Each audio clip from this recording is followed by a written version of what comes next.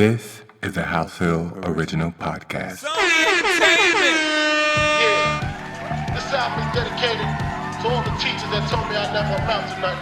So good, baby, baby. See you chunks on top.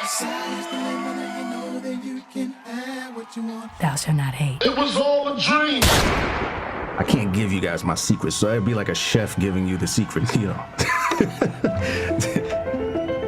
My name is Omar Epps, and I've been an actor for a mighty long time. But here's some of what I've learned. I did my first school play in junior high school. I got bit by the acting bug, and you combine that with my acting hero, Sidney Poitier. So, you know, growing up watching his films and his work, and he was just so powerful, and just, you know, I just felt connected to him.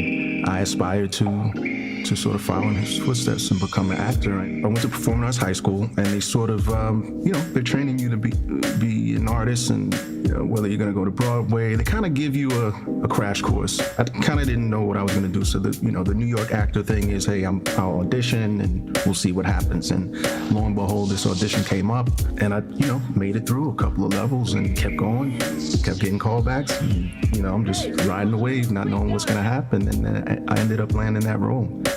I'm thankful for it. Got a request? What? A request, man, on the hop.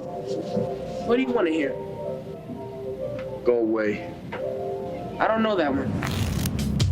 An actor's preparation for a role varies. Every actor has a different process. For me, my process varies role to role. It just depends on what the character calls for. Universally, you're building out a character, you build out a world for it. And when I say that, it's like a beginning and end. So when you meet a character, you know, the audience is meeting them at this point, and, you know, that'll be the end point. But you need to know their whole life before that. You need to know things like their favorite color, what's their favorite food. They seem like simple nuances, but once you start building that into the emotions of a character, now you're building a fully dimensional being, and you're not just performing words. In terms of doing research for any particular role, that's a part of the process. Let's say playing someone in law enforcement, I try to dive as deep as I can go.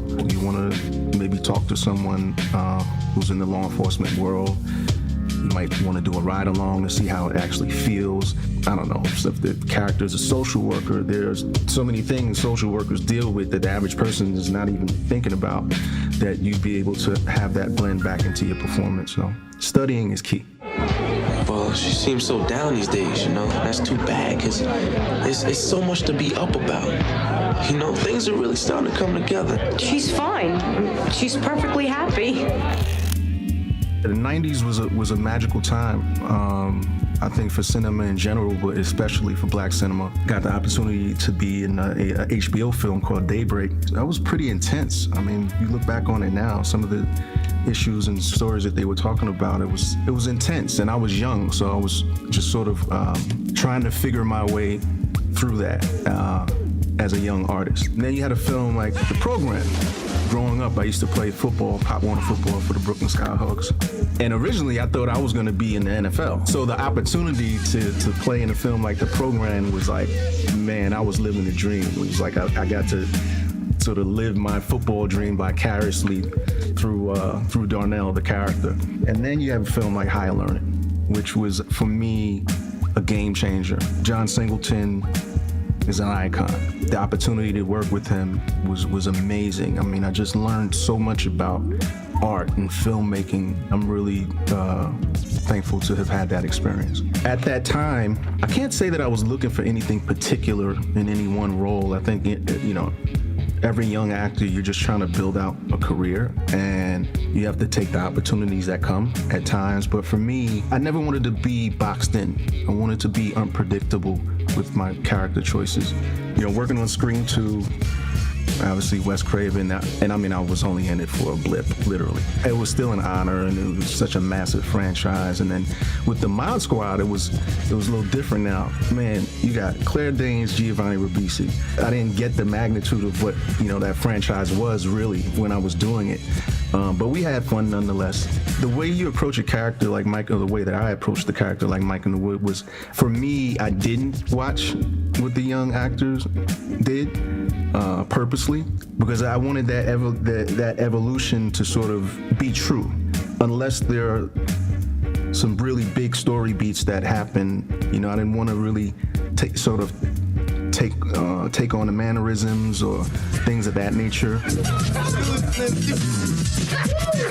I was just jealous, that's all. What's the difference between, you know, film and television? I think that there used to be a really big difference. I think that now the lines are really blurred. I mean, not to give a flat answer, but really the only difference is the speed. But from a creative standpoint, it is really hard it's challenging to breathe in a character for as long as I did on House. The writing was so incredible. It was just like having fun riding on a roller coaster every week. This is Nia Long and I's third dance together, and she's an incredible dance partner. I use the word dance in terms of like acting together. We just have a shorthand.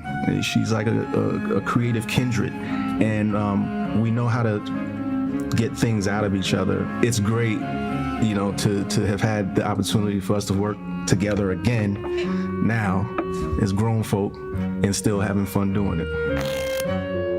Comedy versus drama. Well, they both present their challenges. Comedy is a lot harder than what people think, and it's about timing, and it's about, you know, the synergy, you know, between other actors. And in terms of drama, you know, having to exist in the depths of certain emotions, you know, for an elongated period of time is tough, because we're still human. They both present their own challenges, but this is what we do.